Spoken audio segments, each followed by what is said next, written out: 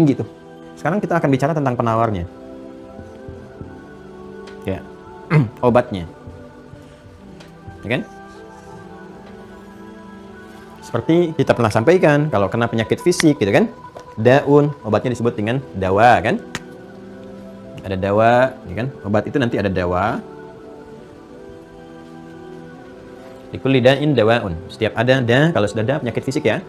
Oke, misalnya ya, seperti kita dapati lah kekinian dari ujung kepala sampai ujung kaki, penyakit fisik sekarang sudah banyak ragam obat, baik yang natural alami, ya kan? Ada yang kimiawi dan seterusnya, gitu kan? Yang penting sifatnya bisa mensupport pada diri kita untuk memulihkan fungsi tubuh secara fisikal. Itu dawa namanya. Obat jahal, obat akal itu ilmu, ya.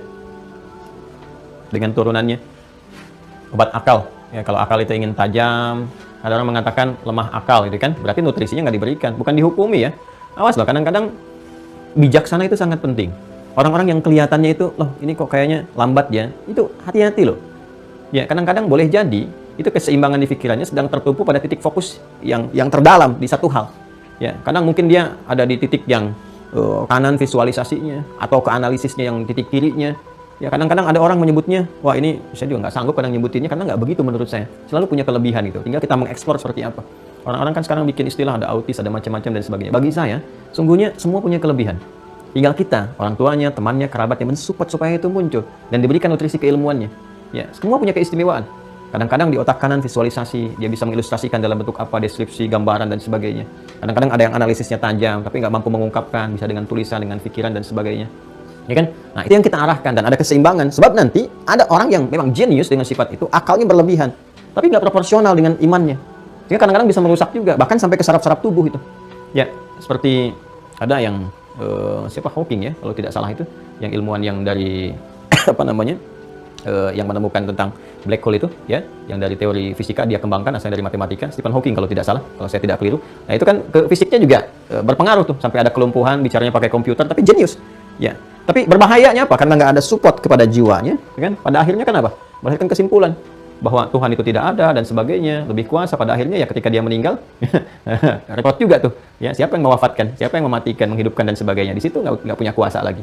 Ya, maka untuk penawar pada akal itu pengetahuan ilmu, dan ilmu pun harus benar. Makanya di Al-Quran itu ilmu disupport dengan namanya qa'imun bil qist. Ya, qa'imun bil qist. Ini yang ada di Ali Imran ayat ke-18. Ya, syahidallahu annahu la ilaha illa huwa wal malaikatu wa ulul ilmi qa'iman bil qist. Di situ pakai nasab. Yang ilmunya itu diarahkan pada kebenaran. Jadi support nutrisi ilmu pun mesti benar. Sama dengan fisik tuh. Maaf ya, kalau makannya itu kan yang nggak sehat, yang basi, yang banyak macam-macam ya dan sebagainya, itu kan nggak sehat juga ke tubuh lemah. Ilmu juga sama, kalau diberikan dengan cara yang tidak sehat, logika yang tidak benar, racun pengetahuan banyak sekarang. Ya, makanya dampak yang terjadi apa? Ilmunya bagus tuh, bagaimana membuka kunci dalam sekian menit saat terjebak. Tapi digunakan dengan cara yang salah, karena pemberiannya salah, dipraktikkan caranya salah. Nyuri motor sepersekian detik, nyuri mobil, nyuri ini, nyuri itu, ilmu dipakai. Itu yang skala kecil, skala besar itu semakin tinggi ilmu, tapi adab tidak ada, imannya tipis, ini lebih bahaya lagi. Oh, hati-hati, pencuri berilmu itu lebih berbahaya. Ya, pencuri berilmu lebih bahaya dibandingkan dengan pencuri yang bodoh. Karena pencuri berilmu, ilmunya dia gunakan tuh, itu bisa triliunan dia bawa, dia kemas dan sebagainya. Nah, ini yang penting sekali untuk diobati. Ya, jadi tambahan pengetahuan ini nanti ada formulanya sendiri, ada tafakkur, ya, ada tadabbur, ada tadzakkur. Ya, kalau ngaji sendiri nanti dah di kalangan teman-teman. Dulu saya ada kelas ilmuwan itu. Ya, para dosen, para guru, para peneliti, macam-macam, kita keluarkan kurikulum konsepsi keilmuan dalam Al-Quran dengan ragam-ragam analisisnya. Kalau metode tafakkur itu bagaimana, tadabbur bagaimana, afala yatadabbarun Al-Quran, ya afala yatafakkarun, la'allakum tatafakkarun, tadzakkur, ya la'allakum tadzakkarun, dan seterusnya. Itu apa formulasinya? Ya, nanti ada turunan lagi di sini. Misalnya di tafakkur nanti ada teori namanya tanawwur. Ya, dipraktekkan bisa ke hewan, afala yanzuruna ilal ibili kaifa khuliqat. Nanti riset di dunia hewan, terus riset dunia tumbuhan dan sebagainya. Ini untuk mencukupkan nutrisi akal di sini. Cuma maslahat akhirnya. Nah, sekarang jiwa. Kalau terkait dengan jiwa, ini fisikal sifatnya. Al-Quran itu Masya Allah teman-teman sekalian, lengkap sekali kalau kita mau turunkan. Ya, nanti ini semua terkorelasi kan. Di bidang kesehatan dan kedokteran apa, kan di bidang alam, tumbuhan, nabati, hewani, di hewan dan seterusnya. Ini pengetahuan nanti, ini untuk akal. Ya. Sekarang jiwa. Saya arahkan ke sini ya. Ini kan ke sini. Untuk jiwa, nafas. Ya. Ini yang disebut dengan syifa namanya, syifa. Sudah? syifa. Allah sampaikan wasyifa'un lima fis sudur, ya kan? Dan Al-Qur'an ini menjadi syifa. Al-Qur'an disebut dengan syifa. Lima fis sudur. Sedangkan dalam sudur apa? Ya, sudur jamak dari kata sadrun. Dalam sadrun ada qalbun. Dalam qalbun ada nafsun, jiwa. Dalam nafsun ada apa? Ada takwa dan fujur. Ini obatnya ini syifa namanya. Dan mendapatkan syifa, obat penawar untuk penyakit jiwa. Jiwa itu nanti banyak. Kita kan baru bahas nifak tuh, belum turunan yang lain. Ya, hati-hati. Jadi ini pangkalnya nih, pangkalnya tuh ini. Maka kita bahas pangkalnya dulu. Nanti detailnya turun. Jadi hekdon, hasad sampai turun nanti surah Al-Falaq untuk berlindung dari penyakit hasad. Wa min syarri hasidin idza hasad. Kalau terakumulasi di hekdon, hekad, ya iri hati dan dendam. Nanti muncul apa lagi? Riya. Riya tuh masuknya kemana? Riya ke mata. Sum'ah ke telinga. Tuh, nanti ada itu tembus sekali. Jadi dari jiwa itu kontaminasinya ke apa dijelaskan teman-teman sekalian. Ya, kalau kontaminasinya ke mata, riya. Kontaminasinya ke telinga, sum'ah. Kontaminasinya ke lisan, gibah. Ya, nanti kemudian kontaminasi ke kaki juga dijelaskan. Ya, nanti berjalan dengan sombong itu wala tamshi fil ardi maraha, gitu kan. Marah itu sampai ke kaki ada. Ya, sampai ke tangan jadi curang. Nanti ada suratnya tersendiri, wailul lil mutaffifin, as-sariqu was-sariqatu dan seterusnya. Ya kan? Jadi ini kontaminasinya ke seluruh tubuh itu dijelaskan detail sekali. Detail. Ini bisa bikin buku sendiri. Bisa ada babnya sendiri ini. Ya, ini baru satu ini nih turunannya. Nah, karena kita belum menggali keseluruhan supaya nggak bergeser, karena kan kita babnya di akidah tuh. Kecuali kalau kita ngaji ilmu nafas, saya karena belajar. Ya, ada 1 tahun saya belajar ilmu nafas namanya. Ya, nah, cuma karena basic kita dikuatkan dulu di Qur'annya, jadi kita nyambung tuh di pelajaran-pelajaran itu. Jadi teori psikologi kita pelajari digabungkan dengan ini. Jadi setelah menjadi karakter, sumbernya dari mana, penyakit di jiwanya apa gitu. Nah, ini menarik sekali. Jadi kalau kita teruskan sampai ujung kepala, sampai ke kaki. Coba, kalau kepikiran jadi apa? Kalau kontaminasi akal? Suudzon. Suudzon jadi apa turunannya? Ya kan? Ih, nggak nyangka ya dia begitu. Nyangka tuh. Walaupun kalimatnya positif, tetap kesannya negatif. Terus turun ke mata, jadi riya. Turun ke telinga, jadi sum'ah. Turun ke lisan, jadi gibah. Bisa fitnah. Turun ke tangan, bisa sarakah. Ya, bisa lagi, apa namanya? Kecurangan, ya kan? Makanya turun tadi yang saya katakan surah Al-Mutaffifin misalnya kan. Dan turun ke kaki jadi marah dan seterusnya. Wala tamshi fil ardi maraha. Ya, wa ibadur rahmanil ladzina yamshuna 'alal ardi hauna wa idza khatabahumul jahiluna qalu salama. Tuh. Jadi digabungkan nanti sifat kalau jiwanya sehat kan di jiwa itu ada rahmat, ya kan? Quran surah 12 ayat 53 masih ingat? Wa ma ubari'u nafsi inna nafsa la'amaratun bisu illa ma rahima rabbi. Pemilik rahmat itu Rahman. Allah yang Rahman, pemilik rahmat. Di dunia disebut Rahman, yang mencakup rahmatnya secara luas. Rahman. Ya. Untuk mengampuni dosa-dosa dan memberikan rahmat saat di akhirat disebut Rahim. Ya, pengampunan dosa, kebaikan, kemuliaan, ya kan? Dan pemberian surga saat di akhirat disebut dengan Rahim karena terbatas sifatnya. Ya, terbatas itu yang dimaksudkan bagi orang beriman maksudnya. Ya. Tapi pemberiannya luas tanpa batas. Rahmatnya wasiat. Ya, rahmatuhu ya, kulla syai'. Ya, rahmat Allah meliputi segalanya. Jadi yang dimaksud terbatas itu rahim untuk orang beriman saja. Rahman untuk sunnatullah fil kaun. Tapi pemberiannya tidak ada batas sama sekali. Jadi pengampunan dosa sepanjang hayat masih di kandung badan belum sampai tenggorokan itu pasti diberikan. Siapapun itu diberi peluang untuk taubat. Sampai ke akhirat kalau benar ada iman diberikan keadilan dengan rahmat Allah mendapatkan anugerah surga dengan izin Allah Subhanahu wa taala. Bahkan syafaat sebelumnya. Nah, ini Rahman dan Rahim. Ini pemilik jiwa illa ma rahima rabbi, kecuali yang dirahmati oleh Allah. Ya, Allah punya sifat Rahman. Makanya di Quran surah ke-17 kan ayat 110 kita diminta berdoa dengan menyebut namanya Rahman salah satunya. Qulid Allaha awid ar-Rahman. Ayyamma tad'u falahul asmaul husna. Orang yang mengaktifkan jiwa dengan baik kan dia beribadah kan? Ya kan? Disebut dengan abdun. Cara mengaktifkan jiwa kita kan sudah belajar kemarin. Salah satunya dengan ibadah ke sini. Ya, orang yang beribadah ya menyembah dirinya, mendekatkan dirinya kepada yang Rahman, Allah Subhanahu wa taala disebut abdun. Jamaknya disebut dengan ibad. Tuh. Makanya disebut ibadur Rahman, ya kan? Hamba-hamba Allah yang penyayang, berikan rahmat dan sebagainya. Cirinya apa? Cirinya ya fisiknya bagus, ya. Kalau dia beraktivitas baik, ya nyaman karena bisa mengelola jiwa, tenang. Akalnya juga bagus. Nutrisi ilmunya baik. Lawan dari ilmu kan jahil. Ya, jahlun itu lawan dari ilmun. Kalau melekat pada seseorang jahil. Jamaknya disebut jahilun. Ya. Kalau kita gabungan yang normal ke semuanya ini menghadirkan respon. Wa ibadur rahmanil ladzina yamshuna 'alal ardi hauna wa idza khatabahumul jahiluna qalu salama. Yang surah Al-Furqan itu. Nah, itu batuk. Itu normal. Maaf ya, minta izin untuk batuk. Alhamdulillah. Nah, jadi teman-teman lihat sini. Jadi ini kalau normal. Kalau terganggu, ini sudah kita bahas, ini bahas. Nah, sekarang di sini. Jiwa itu terapinya menggunakan syifa. Nggak bisa pakai dawa. Nggak akan ketemu.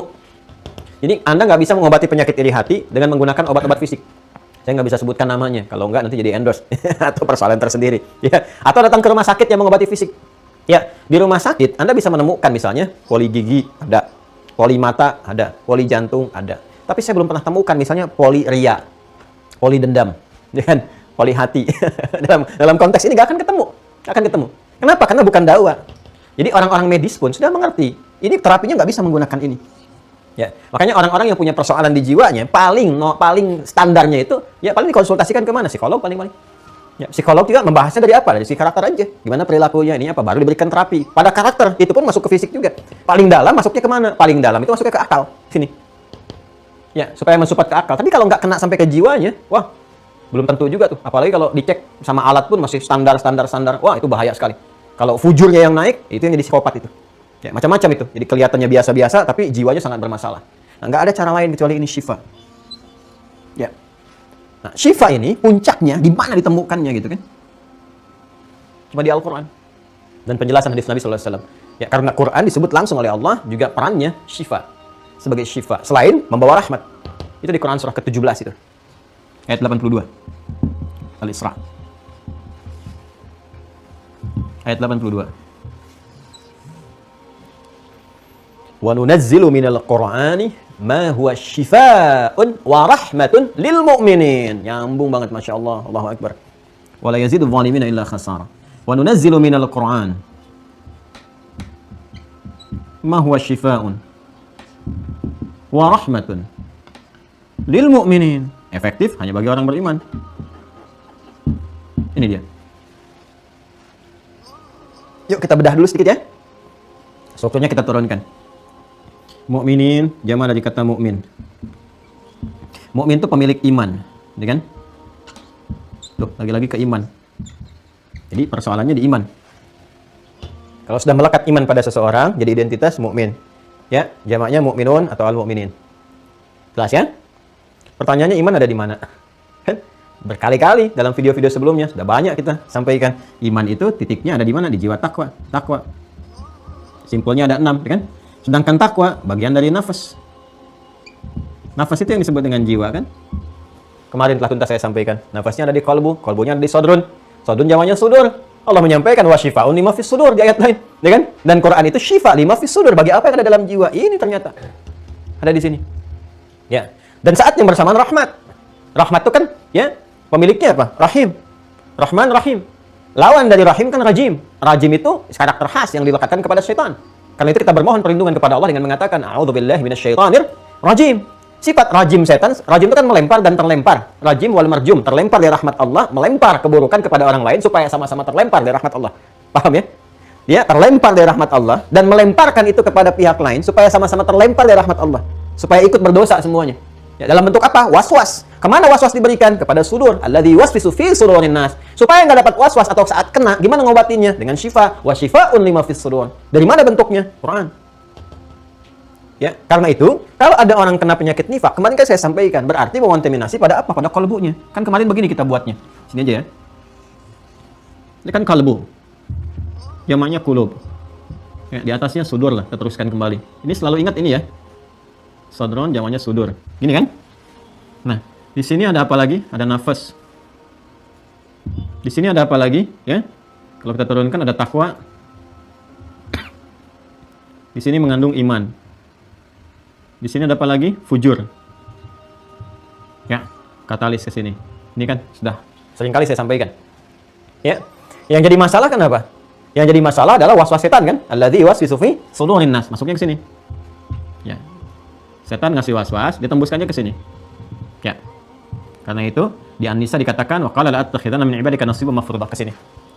Supaya ini berdiri sendiri. Ini sudah sering saya sampaikan di pertemuan yang lalu. Perhatikan ini ilmiah sekali apa yang mau saya sampaikan. Orang yang kena penyakit nifak, was-wasnya dari sini, alladzi yuwaswisu fi sudurin nas, ditembuskan ke sini. Sehingga dalam kalbunya gejolaknya lebih tinggi. Ya, makanya nifak itu bisa memperkeruh suasana. Ya, makanya orang-orang munafik umumnya jadi provokator kalau sudah melekat itu. Ya, gimana caranya? Pokoknya kalau orang sedang tenang, bikin isu kontroversial lagi. Supaya nggak tenang lah. Ya, itu bahayanya. Kan kalbu itu bergejolak artinya. Koluba itu sesuatu yang bergejolak. Makanya di pikiran kita senantiasa bergejolak. Pengen ini dulu atau yang lain. Kadang-kadang 2-3 pilihan dan sebagainya. Skala besarnya dalam kehidupan sosial, ya, alih-alih tenang itu selalu dibikin gejolak. Itu nifak itu selalu begitu. Makanya kalau melekat pada diri seseorang itu bahaya. Kenapa? Karena melahirkan satu respon yang negatif. Dan aksinya bahaya itu. Ya, orang sedang tenang-tenang kok, bikin isu begini, bikin isu begitu, jadi ramai lagi, terpecah belah dan sebagainya. Ini bahayanya, karena sifatnya quluba. Makanya Quran katakan fi qulubihim marad. Di sini fi qulubihim. Ya, reaksi yang muncul dari qulubihim marad itu yaitu gejolaknya terlalu tinggi. Ya, yang berbahaya kalau itu kemudian dibuat, nah itu lebih bahaya lagi. Itu tingkat yang paling tinggi itu. Ya, psikopat tertinggi itu adalah psikopat pencetak orang munafik itu. Ya, orang-orang munafik yang membuat kekacauan, ketidaktentraman dan sebagainya. Ya, itu sangat-sangat berbahaya. Ya. Nah, ini teman-teman sekalian, ini ada di sini mengontaminasi. Jadi ke sini akhirnya kotoran ketutup seperti yang saya ilustrasikan kemarin. Karena ketutup, ini ketutup kan masalahnya di sini kan. Nah, ini penyakitnya ke sini nih. Ke jiwa takwa saya turunkan.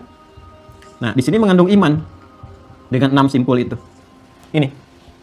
Kontaminasinya ke sini. Karena ini kena noda hitam, kan? Naktah sauda di hadis Muslim sampai jadi penutup. Akhirnya semua respon yang baik yang masuk ke sini pun nggak bisa tembus balik. Bahkan ada yang nggak sampai ke akal. Kalau sampai ke akal kan bisa nyangkut dulu, diikat dulu. Allahu Akbar, Allahu Akbar. Nah, adanya subuh masih kepikiran sampai malam, walaupun nggak sholat juga. Tapi masih nyangkut. Yang bahaya itu masuk telinga kanan, keluar dari kanan lagi. Ya. Dan keluar responnya apa? Responnya ini destruktif karena di sini golakan, malah nyela. Ya, begitu dengar suara ada malah marah-marah gitu. Itu bahaya. Dan yang paling celakanya mengaku Islam. Ya, ini teriak suara toa ini begitu, tapi orang Islam yang ininya gitu. Itu kan yang bahayanya seperti itu. Yang lainnya biasa-biasa saja, ini yang ribut sendiri. Kan musim-musim ibadah ini yang ribut sendiri, yang umat beragamanya nggak ada macam-macam, nggak ada masalah gitu. Nah, jadi ini yang paling bahaya itu seperti itu. Jadi ada yang masuk telinga kanan, keluar telinga kiri, tapi kan masih tembus. Ya, masih terikat di akal, masih teringat, walaupun mungkin nggak direspon. Tapi ini masih agak lumayan bisa diberikan pengertian. Dan masih ada kesadaran, karena masih ada ikatan di akalnya. Yang bahaya, masuk kanan, keluar kanan. Masuk kiri, keluar kiri lagi. Nah, ini yang paling bahaya. Nah, ini sudah seperti ini nggak bisa masuk, yang ini pun nggak bisa tembus. Mau jadi katalis bagaimana? Dia nutup. Nggak ada celahnya. Ya, mau dari atas, dari bawah, samping, depan, ketutup semua. Nggak ada celahnya gitu. Tuh, ini nutup. Biasanya kebuka begini, ketutup. Jadi nggak bisa masuk. Mau jadi katalis dari belakang pun nggak bisa. Tuh, mau didorong kan supaya didorong naik ke atas sifat baiknya. Ini fujur, ngedorong dari sini supaya naik khair-khairnya dari takwa itu. Baik semua. Ini nggak bisa karena ketutup. Nggak ada celahnya. Ya, maka ketika ketutup, sedangkan gelombang di sini tinggi, gelombang negatif elektronnya kan tinggi nih. Wah, ini agak tinggi juga bahasanya nih. Ya. Alirannya tinggi, kalau aliran listrik nggak terbendung pecah. Aliran air tuh, ada bendungan nggak bisa ngalir, keluar jadi banjir. Ya, nggak ada resapan-resapan, nggak ada turun, keluar semua. Ah, ini bahaya ini kalau keluar, setan provokasi dari sini. Turun ke sini, jadi berdiri sendiri, dia bikin lubang deh. Itu yang disebut dengan nifak itu. Ya, akhirnya bikin jalur sendiri, jalur nifak namanya. Kemarin saya terangkan itu ke sini. Maka kalau kita ingin obati ini, kan kita tutup, diperbaiki. Ya kan? Kita harus selesaikan ini, buka sekat ininya. Ya, masalah di sini dibuka. Ya, jalur ini kita tutup nih. Kita matikan sehingga ini kembali ke jalur awal ke sini. Dan ditutup dari sini. Peluang-peluang setan untuk menggoda, netralisir dari sini, difilter dulu sehingga ini bagus ke sini, sampai ke sini, ini diperbaiki di sini. Yang masalah di sininya. Netralitas yang di sini diperbaiki. Dan penawar dari semua ini istilahnya syifa. Dalam Al-Qur'an disebutkan syifa. Ya, perhatikan baik-baik. Quran surat 17 ayat 82. Wa nunazzilu minal Qur'an. Di Quran. Cuma ditemukan di Al-Qur'an. Dan kami turunkan di Al-Qur'an itu ma huwa syifa. Ada yang di syifa. Jadi ada surat-surat ayat-ayat tertentu berfungsi sebagai syifa. Penyembuh untuk keadaan jiwa di hati. Minimal memberikan ketenangan karena fungsi hati kan ketenangan. Makanya saya sering katakan ya kalau sedang punya persoalan, sepelik apapun, alih-alih berkeluh kesah, apalagi menumpahkan dalam media sosial, nggak jadi solusi, malah mengakumulasi nanti. Ya, suami punya persoalan, istri yang curhat. Begitu istrinya curhat, malah terakumulasi persoalan pada suami. Jadi masalah lebih besar lagi, bisa terjadi. Alih-alih demikian, Anda ambil air wudhu aja. Hadap ke kiblat, ambil mushaf. Salat dulu 2 rakaat. Ya, ambil mushaf, baca aja. Sampai tangisan itu keluar, air mata keluar. Minimal ada ketenangan dalam jiwa. Ya, semakin Anda khusyuk, mengguncang aras, solusi langsung datang. Tiba-tiba masalah selesai aja. Boleh jadi selesainya persoalan yang dialami suami di kantornya, di pekerjaannya. Mungkin bukan ikhtiar suami sepenuhnya. Doa istri yang ada di rumah itu. Ya kan? Doa ibu yang menangis di pertengahan malam itu. Bisa jadi demikian. Nah, ini dia, syifa. Wa syifa'un lima fis sudur. Ya, ini wa syifa'un lima fis sudur. Jadi alladzi yuwaswisu fi sudurin nas wa syifa'un lima fis sudur. Netralisir di sini. Yang di sininya ma huwa syifa'un wa rahmatun. Untuk siapa? Lil mu'minin. Siapa mukminin? Jamaah dari mukmin. Siapa mukmin? Pemilik iman. Iman ada di mana? Di sini. Ini yang kita perbaiki. Ya kan? Nah, sekarang tugas kita apa? Tugas kita bagaimana memperbaiki ini dengan syifa. Dari syifa ini dapat rahmat. Kalau jiwanya dapat rahmat, kembali normal. Itu yang dimaksud Quran surah ke-12. Ayat 53. Ya, wa ma ubarri'un nafsi, nafas. Di mana nafas? Ya ini dia dalamnya. Innan nafsa la'ammaratun bis-su'. Sungguh nafas itu kalau nggak normal, ini berpenyakit, la'ammaratun bis-su'. Fujurnya naik sendiri. Ya.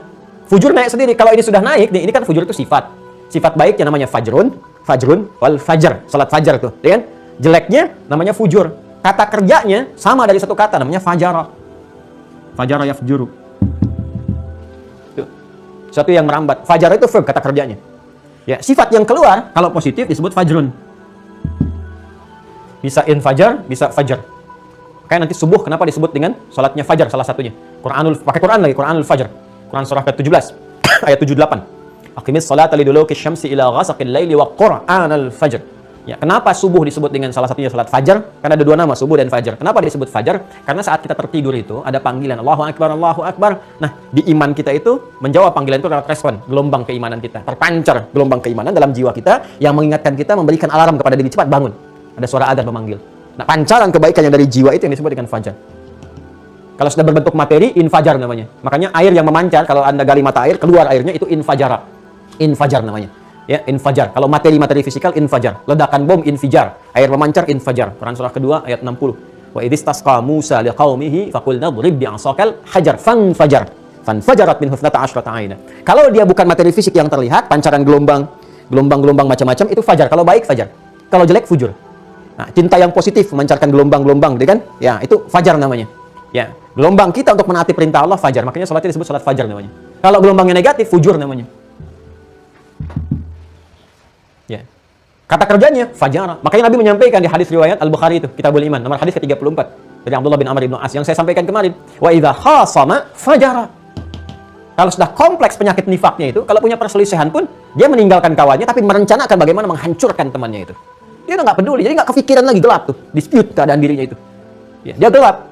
Dia nggak peduli, nggak ingat lagi. Sudah berteman sekian tahun, sekian puluh tahun, kadang-kadang menemani, kadang-kadang membantu, kadang begini, kadang bahkan bekerja sama partner yang baik-baik. Begitu ada persoalan, dia nggak menyadari dirinya karena kena penyakit ini. Biasanya karena materi dunia, karena maksiat, karena macam-macam, terakumulasi. Jadi dia harus hancur, dia begini-begini datang. Ya, bisa macam-macam yang ditempuh. Ya, bisa menghancurkan proyek, menghambat, menjelek-jelekan, bisa bikin ini, bikin itu. Yang penting bagaimana caranya jatuh. Ini bahaya. Ini fajar. Wa idza khasama fajar. Nah, memperbaiki ini bagaimana? Jalannya ya ini.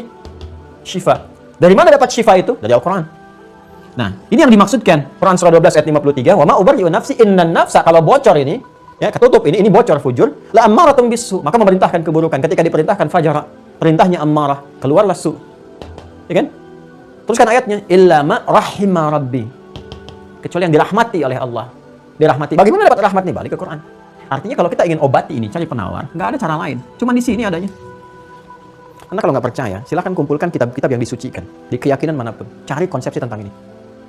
Anda nggak akan temukan. Cara mengatasi riya, cara mengatasi sum'ah, cara mengatasi nifak, cara mengatasi ini. Penyakit jiwa itu nggak akan ditemukan. Karena memang yang paling tahu tentang ini ya pemilik jiwa. Pemilik roh. Siapa yang punya roh? Tuhan yang hak. Di mana bisa Anda temukan? Ya pernyataan Tuhan yang hak di firman-Nya. Al-Quran jelas, Quran surah ke-17 ayat 85. Wa yas'alunaka 'anir ruh, qulir ruhu min amri rabbi. Allah yang punya. Kalau Allah yang Maha tahu, Allah yang memfirmankan, berarti kan yang punya jiwa itu tahu tentang jiwa. Sekarang lihat aja kalau firman itu benar di setiap kitab suci, tinggal digali mana yang menerangkan tentang kebenaran tentang jiwa itu. Cek. Nah, kita belajar untuk menguatkan keyakinan kita. Ya, dari bertoleransi dengan keyakinan yang lain, kita menghormati, kita tidak pernah menyoal, tapi kita ingin menguatkan yang kita yakini itu benar. Dan alhamdulillah kalau ingin belajar, disampaikan, diajarkan, la ikraha fiddin. Nggak boleh kita memaksa siapapun. Tugas kita hanya menerangkan, menyampaikan, dan menguatkan keyakinan kita.